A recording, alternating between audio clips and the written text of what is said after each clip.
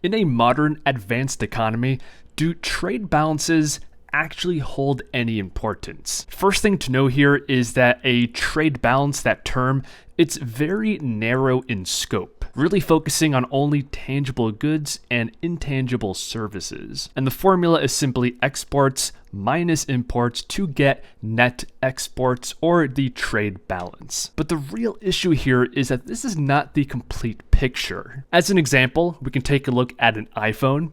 This is produced largely overseas and imported to the United States, adding to the trade deficit. Although an iPhone is produced by an American company, and the reason they are produced overseas is to maximize profit, which is then returned to the shareholder. And the trade balance does not capture all of this nuanced economic activity. So to capture this, we need to take a look at the current account. And overall, this is a more inclusive, broader metric that takes into consideration trade balance and other things like foreign profits. And on this metric, the United States, as of right now, still does have a negative current account. And here we have a simple list of things you can do to help the situation and things to make it even worse. So one of the biggest things you can do to address the current account deficit is to attract capital inflows to the United States. Another crucial thing is to boost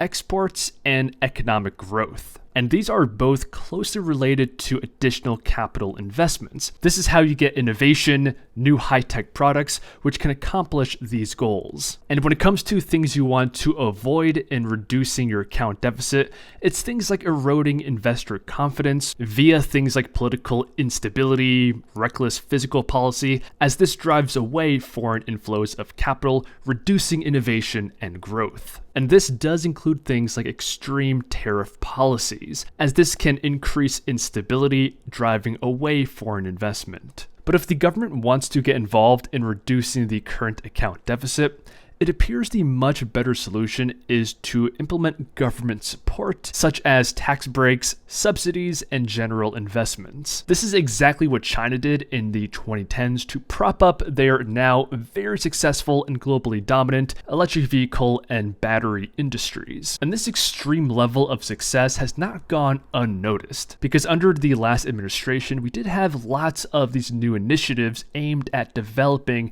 many key sectors within the United States.